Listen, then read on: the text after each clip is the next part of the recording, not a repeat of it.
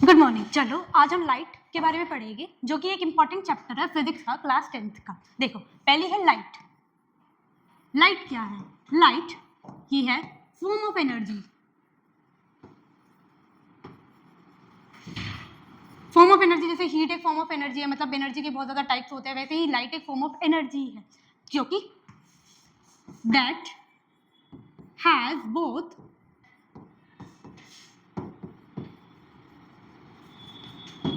Particle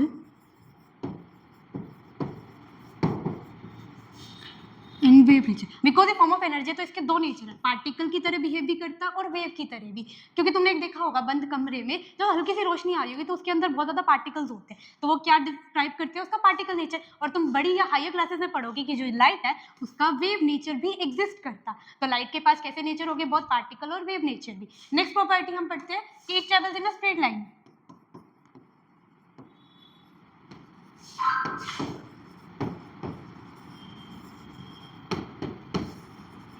straight line देखो, जैसे हमारे पास सन से लाइट आ रही है हमारे तक, हम मान के चलते हैं कि वो एक स्ट्रेट लाइन पाथ फॉलो करती है, सीधी आ रही होती है, फिर जिगजैग नहीं आ रही होती। तो लाइट का हो गया स्ट्रेट लाइन पाथ, जिसको हम दूसरे शब्दों में पढ़ते हैं रेक्टिलिनियर मोशन या रेक्टिलिनियर पाथ। ये तो होगी प्रॉपर्टी। पहली की फॉर्म ऑफ एनर्जी है, सेकंड पार्टिकल नेचर भी है, वेव नेचर भी है, थर्ड ये कि स्ट्रेट लाइन में ट्रेवल करती है। नेक्स्ट, दो टाइप ऑफ वेव होती है, एक होती है ट्रांसवर्स, एक होती है लॉन्गिट्यूडनल। देखो, ट्रांसवर्स वेव वो वेव होती है जिसके अंदर फॉर एग्जांपल ये जो पार्टिकल्स है, ये जो वाइब्रेट कर रहा है वो ऊपर नीचे वाइब्रेट कर रहा है, और जो हमारी एनर्जी है वो परपेंडिकुलर चल रही है उसके वाइब्रेशन से। ऐसी वेव्स होती है ट्रांसवर्स वेव। जबकि लॉन्गिट्यूडनल वो वेव होती है जिसके अंदर जो वाइब्रेशन होती है पार्टिकल्स की, मतलब वो आगे पीछे भी मूव कर रहे हैं और जा भी उसी डायरेक्शन में रहे जिस डायरेक्शन में जो पार्टिकल्स है वो वाइब्रेट करे। ऐसे टाइप ऑफ वेव्स हो जाती है लॉन्गिट्यूडनल वेव। जो हमारी लाइट है वो फॉलो करती है ट्रांसवर्स नेचर। कौन सा नेचर फॉलो करती है? Transverse nature. ये जो ट्रांसवर्स वेव्स होती है, ये जो ट्रांसवर्स वेव्स होती है, इनको कोई मटेरियल मीडियम नहीं चाहिए होता।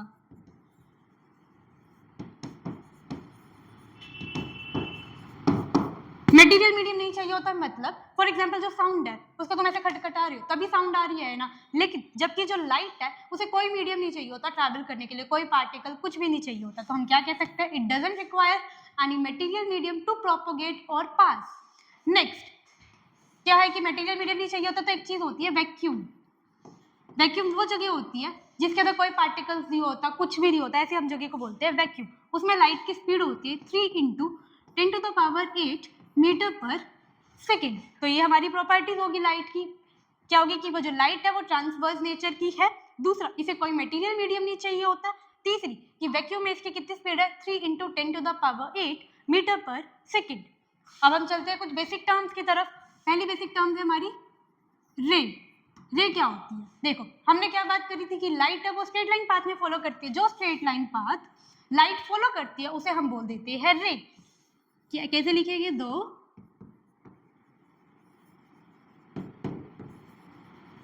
स्ट्रेट लाइन पाथ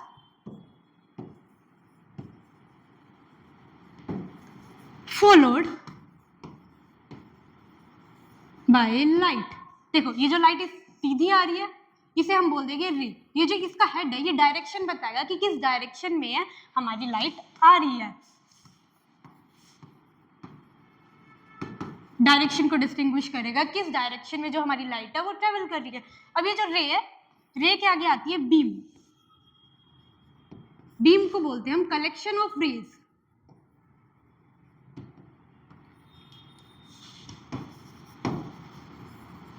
मतलब बहुत सारी रेस को अगर हमने इकट्ठा कर दिया या बंडल कर दिया उसे हम बोल देते हैं बीम। अब ये जो बीम है, बीम के भी आगे टाइप्स है। देखो, पहली है पैरेलल बीम, दूसरी है कन्वर्जिंग बीम,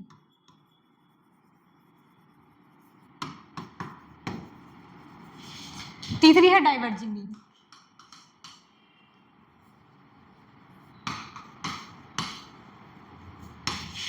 देखो, नाम से ही डिस्टिंग्विश है पहले पैरेलल, मतलब जो सारी रेज है वो एक दूसरे के पैरेलल होगी। कि देखो ऐसे हम इसको डिनोट कर सकते हैं, सारी रेज एक दूसरे के पैरेलल, ऐसी बीम को हम क्या बोल देंगे, पैरेलल बीम। दूसरी है कन्वर्जिंग। कन्वर्जिंग के नाम से ही मतलब पता चल रहा है कि एक पॉइंट पे कन्वर्ज कर रही है, मतलब एक पॉइंट पे वो इकट्ठी हो रही है सारी रेज। देखो देखो ऐसे ही आ रही है हमारी converging beam. Next diverging beam. Diverging beam मतलब एक दूसरे से दूर जा रही है, उसे हम क्या बोल देते हैं, डाइवर्जिंग।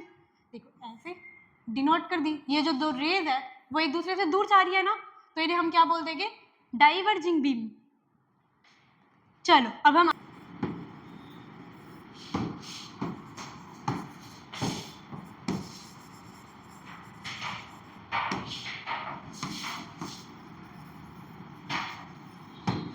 हम देखते हैं रिफ्लेक्शन। रिफ्लेक्शन क्या होता है, bouncing back of light when it sent obliquely on a polished surface. मतलब लाइट का बाउंस बैक होना जब इसको ऑब्लिकली मतलब किसी एक एंगल से किसी एक सरफेस पे हमने डाला। पॉलिश्ड सरफेस क्या होता है, पॉलिश्ड सरफेस वो सरफेस होता है जो बहुत ज्यादा स्मूथ होता है, जिसमें कुछ भी इरेगुलरिटीज नहीं होती, कुछ भी, बहुत ज्यादा हमने उसको स्मूथ कर दिया। अब इसको हम डायग्राम से समझते हैं। फॉर एग्जाम्पल हमने जो ये लाइट है उसे किसी सरफेस पे डाला, किसी एक एंगल से, सपोज हमने थीटा एंगल से डाला, और उसे सेम सरफेस से वो बाउंस बैक होगी, मतलब वापस चली गई उसी मीडियम में। इसे हम बोल देते हैं रिफ्लेक्शन ऑफ लाइट।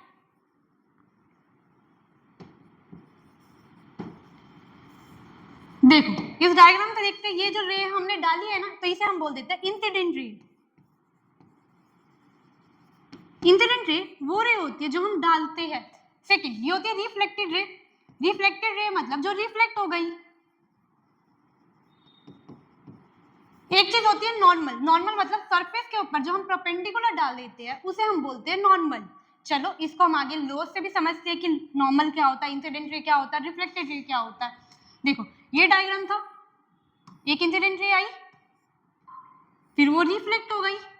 ये डायग्राम है रिफ्लेक्शन का, ये हो गया नॉर्मल, ये इंसिडेंट रे, ये रिफ्लेक्टेड रे, ये हो गया हमारा पॉलिश्ड सरफेस। अब ये जो इंसिडेंट रे नॉर्मल के साथ जो एंगल बना रही है उसे हम बोलते हैं, दे दे आई। आई क्या होता है, angle of incidence.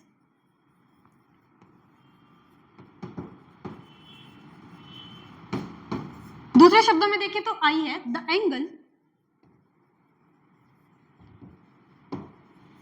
Made by incident ray with normal.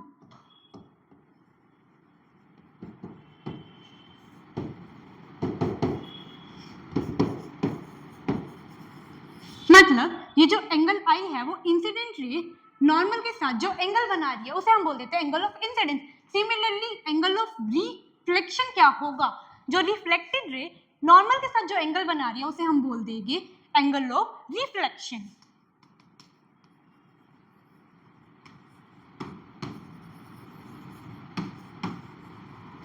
देखो ये जो रिफ्लेक्शन है वो कुछ लॉस को फॉलो करती है। पहला लॉ, ये जो एंगल आई है वो एंगल आर के हमेशा इक्वल होगा, कैसा भी सरफेस हो, पॉलिश सरफेस हो, अनपॉलिश्ड हो, बट रिफ्लेक्शन होना चाहिए। कर्व सरफेस हो, सिलेंड्रिकल सरफेस हो, कैसा भी सरफेस हो, हमेशा ये लॉज वैलिड होगी कि एंगल ऑफ इंसिडेंस हमेशा एंगल ऑफ रिफ्लेक्शन के इक्वल होगा। ठीक है, फर्स्ट लॉ हो गया angle of I is equal to angle R. हमें ये डायग्राम नहीं बनाना है, साथ साथ लिखना भी है कि एंगल आई क्या है, एंगल आर क्या है। सेकंड, ये जो incident ray normal and reflected ray और लाई ऑन सेम प्लेन, मतलब एक ही साइड पे सारे लाई करेंगे। ये नहीं होगा कि इंसिडेंट रे तुम इधर ले रहे हो, रिफ्लेक्टेड तुमने इस साइड ले ली, तो ये लो वैलिड नहीं होगा। मतलब इंसिडेंट रे, नॉर्मल और रिफ्लेक्टेड रे सब एक साइड पे वैलिड करेंगे। देखो लिखते हैं हम इसको अगले पेज पे।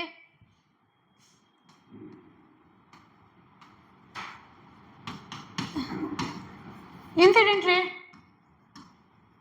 normal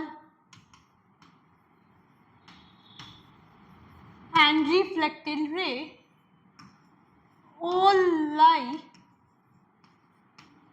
on same plane। ये हो गया हमारा सेकेंड लॉ। फर्स्ट क्या था,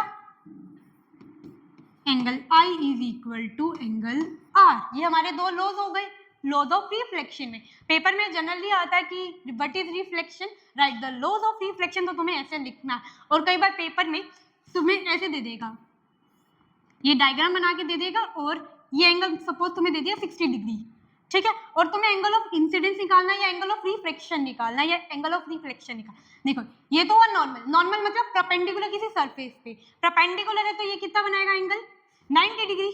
ये फिक्स किया तो ये बचा हुआ कितना हो गया 30 डिग्री। लॉज ऑफ रिफ्लेक्शन क्या कहते हैं, अगर ये 30 है तो ये कितना होगा 30 डिग्री, तो हमारा एंगल ऑफ रिफ्लेक्शन कितना आ गया 30 डिग्री। ये हो गया हमारा आंसर। बट तुम्हें बस ये ध्यान रखना है कि ये जो एंगल तुम्हें लेना है ये वाला, ये तुम्हें नॉर्मल और इंसिडेंट रे के साथ वाला एंगल लेना है, ना कि ये वाला। अगर ये वाला ले लोगे तो आंसर गलत हो जाएगा।